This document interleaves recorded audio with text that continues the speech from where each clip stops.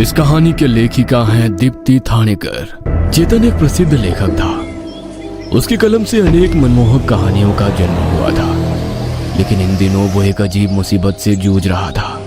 पिछले कुछ महीनों से उसका दिमाग मानो क्रिएटिविटी से खाली हो गया था। कोई नई कहानी, कोई नया विचार, कुछ भी उसके मन में नहीं आ रहा था। यह स्थिति उसके लिए बेहद निराशाजनक थी। वह दिन रात इसी चिंता में डूबा रहता था कि कहीं उसकी लेखन कला हमेशा के लिए खत्म ना हो जाए। इसी चिंता में एक दिन उसने अपने एक मित्र से अपनी समस्या बताई। उसके मित्र ने उसे सलाह दी कि शायद माहौल बदलने से कुछ उसे नया सूझ सके। मित्र की बात सुनकर चेतन को अपने बचपन का गांव याद आ गया, जहां उसका जन्म हुआ था और जहां उसने अपने जीवन की शुरुआती साल बिताए थे। चेतन के परिवार में जब वो छोटा था तभी गांव छोड़कर शहर में आवास बना लिया था। तब से वो कभी गांव नहीं गया था, लेकिन उसके पिताजी ने अपने अंतिम समय में गांव के घर की चाबियां चेतन को सौंप दी थी। मित्र की सलाह और पिताजी की दी हुई चाबियों ने चेतन के मन में एक विचार पैदा किया। उसने सोचा कि क्यों ना कुछ समय के लिए वो गांव चला जाए और शांत वातावरण में रहकर नई कहानी ढूंढने का प्रयास करे। चेतन ने तुरंत गांव जाने का फैसला किया। चेतन करीब शाम के 8 बजे बस से अपने गांव के बस स्टैंड पर उतरा। घर पहुंचने के लिए उसे और आधे घंटे का रास्ता तय करना था। वो अपनी बैग लेकर चल पड़ा। थोड़ी दूर आने के बाद सड़क के किनारे एक बूढ़ी औरत रोती हुई खड़ी थी, जिसका चेहरा और शरीर मानो बुरी तरह से जला हुआ था। वह चेतन को मदद के लिए पुकारने लगी। मेरी मदद करो। चेतन उसके पास जाने के लिए निकला तो वो औरत जोर जोर से हंसने लगी और वहां से गायब हो गई। चेतन ये दृश्य देखकर भयभीत हुआ, लेकिन उसने सोचा कि ये उसका वहम होगा और अपने रास्ते चलने लगा। थोड़ी दूर आने पर चेतन को एक औरत अपने 2 बच्चों के साथ दिखाई दी। वो उन बच्चों को वहां से भाग जाने के लिए कह रही थी। देखो, वो आ रहा है, जल्दी करो, भागो यहाँ से, भागो जल्दी, नहीं तो वो तुम्हें जिंदा नहीं छोड़ेगा। चेतन ने सोचा शायद कोई पागल औरत है। उन्हें अनदेखा कर चेतन आगे अपने घर की ओर चल पड़ा। अब चेतन अपने घर पहुंच चुका था।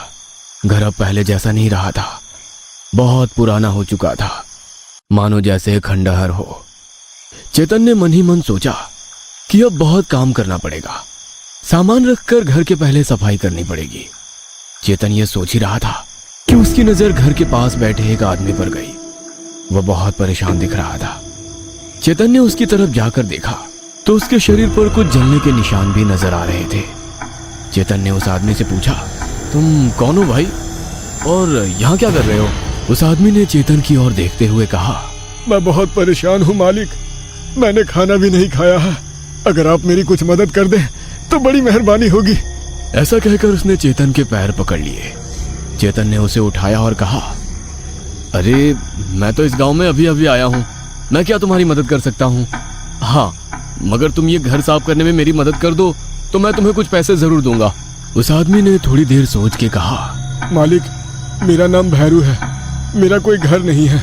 अगर आप मुझे यहाँ रहने की इजाजत दे दें तो मैं घर का सारा काम कर दूंगा और आपको कभी कोई शिकायत का मौका नहीं दूंगा। चेतन को भैरू का ये सुझाव पसंद आया और चेतन ने भैरू को घर में रहने की इजाजत दे दी।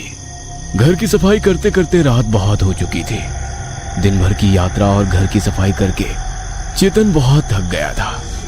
चेतन को नींद तो बहुत आ रही थी, लेकिन वो जब भी सोने का प्रयास करता उसे वो सड़क की बूढ़ी औरत और वो बच्चों वाली पागल औरत सपने में दिखाई देते थे। सपने में वो चेतन को करीब आते और उससे मदद मांगते थे। घबराहट में चेतन की नींद खुल जाती थी। दिन बीतते जा रहे थे। चेतन को कुछ बेचैनी सी हो रही थी। उसे कोई कहानी भी सूझ नहीं रही थी। चेतन बहुत परेशान हो गया था। ऐसे ही एक रात चेतन ने शराब की बोतल खोली और शराब पीने लगा, मगर उसे अकेले पीने में मजा नहीं आ रहा था। इसलिए उसने भैरू को भी अपने साथ शराब पीने के लिए बुलाया।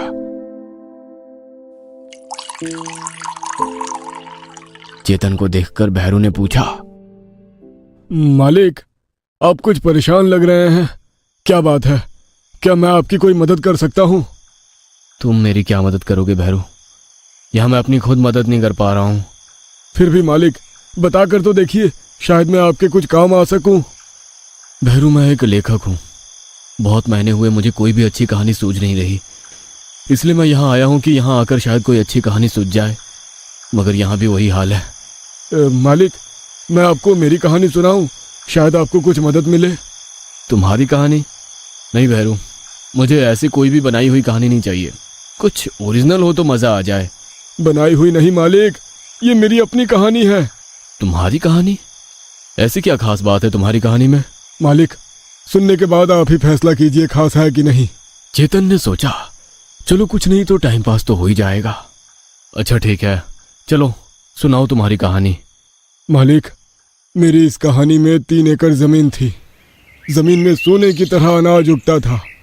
मैंने खेत के बीचों बीच मेरा घर बनाया था। मैं मेरे परिवार के साथ अपने घर में हंसी खुशी रहता था। मेरे परिवार में मेरी बूढ़ी माँ, मेरी बीवी, मैं और मेरे 2 बच्चे रहते थे। मगर ना जाने किसकी बुरी नजर लग गई। एक साल बारिश बहुत कम हुई, इस कारण फसल भी अच्छी नहीं आई। उस साल बहुत नुकसान हुआ। दिन के खर्चे उठाने में भी दिक्कत होने लगी। मैंने साहूकार से कर्जा उठाया, यह सोचकर कि कम से कम अगली फसल तक घर का खर्चा निकल जाए। कर्जा उतारने के लिए साहूकार ने साल भर की मुद्दत दी। 6 महीने हंसी खुशी से गुजर गए, मगर 7वें महीने में साहूकार घर आ पहुंचा और मुझसे मेरी जमीन बेचने की बात करने लगा। मैंने साफ मना कर दिया और उनसे कहा कि मैं साल खत्म होने तक उसके पैसे पूरे चुका दूंगा। मगर साहूकार की नजर मेरी जमीन पर थी। उसने ब्याज बढ़ाकर कर्जे की इतनी कीमत लगाई कि मेरी अगली 2 पीढ़ियां भी कर्जा उतार नहीं सकती थी। एक दिन मेरी बीवी के आग्रह से मैं साहूकार के घर उससे जवाब मांगने के लिए चला गया। तब साहूकार के नौकरों ने मुझे बहुत मारा। मैं बेहोश हो गया। जब मेरी आंख खुली तब मैं अपने खेत में पड़ा था। मेरे सामने मेरा घर आग से लिपटा हुआ था और मेरी बीवी, बच्चे और मेरी बूढ़ी माँ मुझे अंदर से मदद के लिए पुकार रहे थे। मैं तुरंत उठकर उन्हें बचाने के लिए उनकी ओर भागा, मगर दरवाजे पर ताला लगा हुआ था। मैंने एक बड़े पत्थर से ताला तोड़ दिया और घर के अंदर उन्हें बचाने के लिए चला गया। बस भैरू बस, अब आगे नहीं सुना जाता। क्या इसीलिए तुम्हारे शरीर पर जलने के निशान है? जी हाँ मालिक। चेतन ने अपने शराब का गिलास खत्म किया और सोने के लिए अंदर अपने कमरे में चला गया। दूसरे दिन चेतन उठा और भैरू को आवाज देने लगा। चेतन की आवाज सुनकर भैरू बाहर आ गया। जी मालिक, आपने मुझे बुलाया? हाँ भैरू, मुझे तुम्हारी कहानी सुनकर एक बड़ी अच्छी कहानी सूझी है। तुम्हारा बहुत बहुत शुक्रिया। अब मैं कहानी लिखने के लिए बैठ रहा हूँ, मुझे बिल्कुल भी डिस्टर्ब मत करना। मैं बुलाऊं तभी आना। भैरू ने सकारात्मकता से सिर हिलाया। भैरू ने चेतन के खाने पीने की सब व्यवस्था की और वो वहां से चला गया। चेतन कहानी लिखने में इतना व्यस्त हो गया था कि उसे न दिन का पता था और न रात की खबर। ऐसे ही 3 दिन बीत गए। चेतन अभी कहानी के अंत तक पहुंचा था, मगर उसे कहानी का अंत कैसे करे ये सोच नहीं रहा था। बहुत सोचने के बाद उसने भैरू को आवाज लगाई।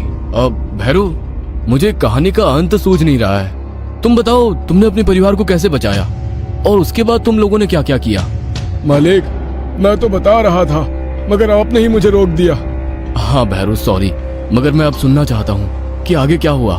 मैं बता तो दूंगा मालिक, मगर क्या आप सुन पाओगे? हाँ सुन सकता हूँ। अब पहेलियां ना बुझाओ, मुझे बता दो आगे क्या हुआ।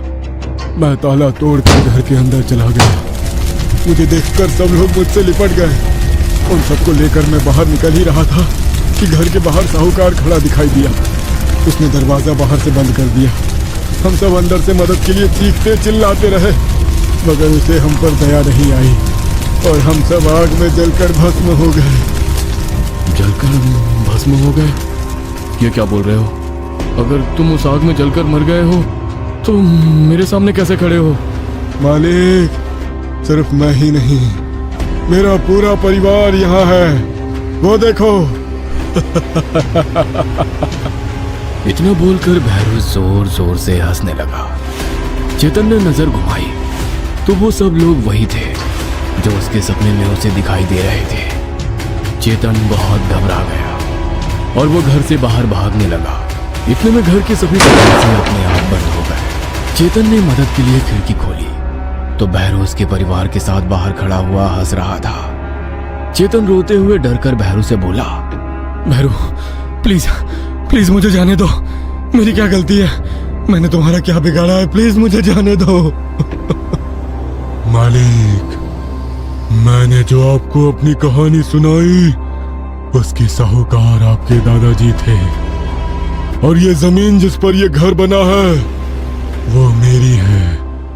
मैं अपनी जमीन किसी को नहीं दूंगा। इतना कहकर भैरव और उसका परिवार चेतन को गुस्से से देखने लगा, और देखते ही देखते चेतन का पूरा घर जलने लगा।